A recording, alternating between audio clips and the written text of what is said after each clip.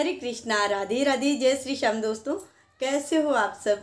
I hope आप सभी ठीक होंगे, मस्त होंगे, स्वस्थ होंगे। आप सभी अपना बहुत बहुत बहुत ध्यान रख रहे होंगे।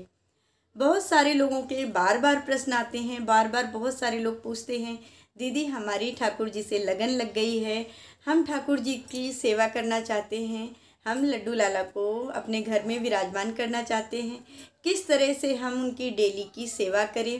अगर हम गृहस्थ लोगों के पास बहुत ज़्यादा टाइम नहीं है, हम ऑफिस जाते हैं, तो हम बाल गोपाल जी की सेवा कैसे करें, उनको क्या भोग लगाएं, कैसे भोग लगाएं। तो आज की वीडियो इसी से रिलेटेड है। वीडियो पसंद आए तो लाइक शेयर ज़रूर करिए। आज की वीडियो आप सभी के लिए बहुत बहुत बहुत हेल्पफुल होने वाली है, तो प्लीज़ लाइक तो बनता है, तो लाइक ज़रूर करें। हमारे जो लड्डू गोपाल जी हैं, हमारे ठाकुर जी हैं, हमारे लल्ला बहुत ही अद्भुत स्वरूप है उनका। वो सभी को अपनी ओर आकर्षित कर लेते हैं। जो भी उन्हें एक बार देख लेता है ना, बस उन्हीं का होके रह जाता है। तो हमारे बाल गोपाल जी को हम सभी लोग अपने घर में विराजमान करना चाहते हैं और हम उनकी सेवा करना चाहते हैं। देखिए, हम और आप कोई नहीं होते हैं उनकी सेवा करने वाले। वो संसार के पालनहार हैं, वो खुद ही सबका पालन कर रहे हैं, तो हम उनकी सेवा क्या ही करेंगे। बट कहते हैं ना कि हमारे जो मन में भक्ति भाव है वो हमें करना ही करना है। तो इसलिए हम लड्डू गोपाल जी के बाल स्वरूप को अपने घर में विराजमान करते हैं और उनकी जो है डेली की सेवा हम करते हैं। बहुत सारे लोग उनको भाई के रूप में उनकी सेवा करते हैं, अपने लल्ला के रूप में उनकी सेवा करते हैं। तो देखिए, जो हमसे सेवा बन पड़ती है हम वही करते हैं। बाकी हम सभी लोगों को बहुत ज़्यादा कुछ नहीं आता है। देखिए, जितना उनकी सेवा हमें करनी चाहिए उतनी तो हम नहीं कर पाते हैं।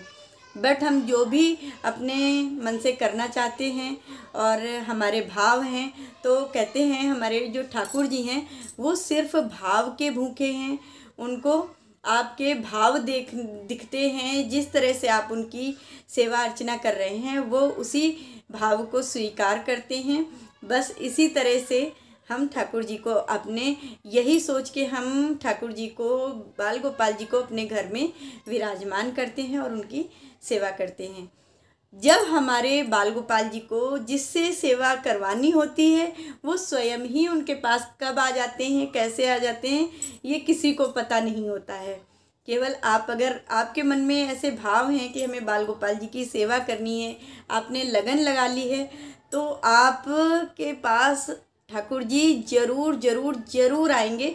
अब वो कोई भी माध्यम हो सकता है ठाकुर जी के आने का, बट वो अपने आप आपके पास आ जाएंगे अपनी सेवा करवाने के लिए। तो आप अपने घर में जो बाल गोपाल जी हैं उनसे बस लगन लगा के रखिए, वो आपके पास स्वयं ही आएंगे और उनकी डेली की सेवा करिए। अब बात आती है कि हम उनकी जो डेली की सेवा है वो किस प्रकार करें। देखिए, जब हम लड्डू गोपाल जी को अपने घर में लाते हैं तो उन्हें ज़्यादातर हम सभी लोग बेटे का भाव रख के लाते हैं, पुत्र के रूप में उन्हें अपने घर में लेकर आते हैं। जिस प्रकार हम अपने घर में छोटे बालक की सेवा करते हैं, छोटे बच्चे की सेवा करते हैं, सेम उसी तरह से फिर हम अपने ठाकुर जी की सेवा करने लगते हैं। क्योंकि उनके हम बाल स्वरूप को लेकर आए हैं, तो उनके बाल स्वरूप की पूजा सेवा भी सेम हमें छोटे बच्चों की तरह ही उनकी देखभाल करनी होती है। उन्हें कई बार भोग लगाना होता है, डेली का स्नान करवाना होता है, सर्दी गर्मी इन चीज़ों का भी हमें ध्यान रखना होता है। उसी के अकॉर्डिंग उनके वस्त्र पहनाए जाते हैं, उनकी सेवा की जाती है। जैसे कि अगर गर्मियाँ चल रही हैं और आपके घर में गर्मियों में बाल गोपाल जी आए हैं, तो उनको डेली सुबह गंगा जल मिला के ठंडे पानी से स्नान करवाइए। और स्नान करवाने के बाद में इत्र सेवा भी उनकी की जाती है। इत्र सेवा करिए, इत्र सेवा करिए, चंदन लगाइए, चंदन सेवा भी दी जाती है, चंदन लगाइए। उनको वस्त्र धारण करवाइए, डेली के उनके वस्त्र चेंज होंगे। उनको डेली स्नान कराना होता है, डेली उनके वस्त्र चेंज किए जाते हैं, उनकी सेवा पूजा अर्चना करी जाती है। जब हम ठाकुर जी को अपने घर ले आते हैं तो उनके नाम की एक माला हमें ज़रूर करनी चाहिए। आपके पास अगर सुबह मॉर्निंग में टाइम है तो आप सुबह कर लीजिए।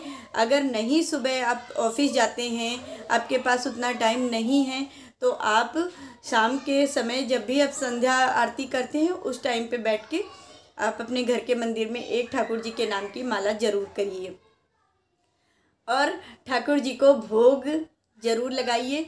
सुबह मॉर्निंग में भोग लगेगा, दोपहर के खाने का भी भोग लगता है, शाम को अगर आप चाय पी रहे हैं तो चाय के टाइम में भी आप भोग लगा सकते हैं। फिर रात को सोने के पहले ठाकुर जी को एक भोग लगाया जाता है। उसके बाद में आप ठाकुर जी को शयन करवाइए, बाल गोपाल जी को शयन करवाइए। तो जो उनके शयन के बिस्तर हैं वहाँ पे गद्दा बिछाइए, अच्छे से साफ़ सुथरी एक चादर बिछा के और पिलो वगैरह लगा के तब वहाँ पे हम लाला को शयन करवाते हैं। देखिए, ऐसा नहीं है कि आप बाल गोपाल जी ले तो आए हैं लेकिन उनका डेली भोग नहीं बना पा रहे हैं, आप डेली उन्हें बस मिश्री से और दूध से भोग लगा देते हैं, तो ऐसा भी नहीं है। सुबह ठीक है, आपके पास टाइम नहीं है, सुबह आप ऑफिस जाते हैं। जो लोग ऑफिस जाते हैं, मैं ये बात उनके लिए बता रही हूँ कि सुबह में अगर आप ऑफिस जाते हैं तो आप सुबह में दूध का भोग लगा दीजिए। ड्राई फ्रूट्स हैं वो बाल गोपाल जी के पास रखिए, फल काट के आप रख सकते हैं, मिश्री का भोग लगा सकते हैं। सुबह में अगर आपके पास बहुत ज़्यादा टाइम नहीं है तो आप इतना कर सकते हैं, इतना करिए।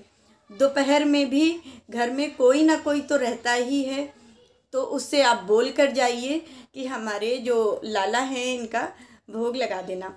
तो जो भी हम भोग लगाएंगे उसमें लहसुन प्याज नहीं डालेंगे। इसके बारे में मैं आपको नेक्स्ट वीडियो में डिटेल में बता दूंगी कि अगर लहसुन प्याज नहीं डालेंगे तो फिर हम भोग कैसे लगाएंगे। तो बिना लहसुन प्याज के खाने का भोग ज़रूर लगाइए बाल गोपाल जी को। और जब आप चाय पीते हैं उस टाइम में भी भोग लगा सकते हो। आप दूध का भोग लगा दो, या फिर चाय अगर आप पीते हैं तो चाय का भी भोग लगा सकते हैं। देखिए, बिना लहसुन प्याज की किसी भी चीज़ का हम ठाकुर जी को भोग लगा सकते हैं। अब बात आती है संध्या आरती की। शाम को संध्या आरती करिए लाला की, और संध्या आरती के बाद लाला को एक भोग रात को भी लगाना होता है। उस टाइम पे आप दूध से भोग लगा दीजिए, या फिर आप कुछ भी मीठा घर में बना लीजिए। हलवा बना सकते हैं, हलवा का भोग लगा दीजिए। खीर बना सकते हैं, खीर का भोग लगाइए। इस तरह से कुछ भी आप थोड़ा सा मीठा बना के उसका भोग लगा के फिर इसके बाद ही हमारे ठाकुर जी को शयन करवाया जाता है।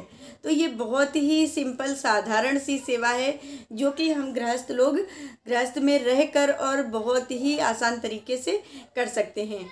ऐसा नहीं है कि आप बस मिश्री का भोग लगा दो, दूध का भोग लगा दो और आप तो खुद अच्छी अच्छी चीज़ें खा रहे हैं, बट हमारे ठाकुर जी को ला के तो विराजमान कर लिया आपने, बट उनकी आप सेवा नहीं कर पा रहे हैं, उनको भोग प्रसादी अच्छे से नहीं लगा रहे हैं, उनको डेली स्नान नहीं करवा रहे हैं, डेली वस्त्र नहीं चेंज कर रहे हैं, उनके नाम की माला नहीं कर रहे हैं। तो फिर अगर आप इतना नहीं कर पा रहे हैं तो फिर आपको मेरे हिसाब से ठाकुर जी घर नहीं लाने चाहिए।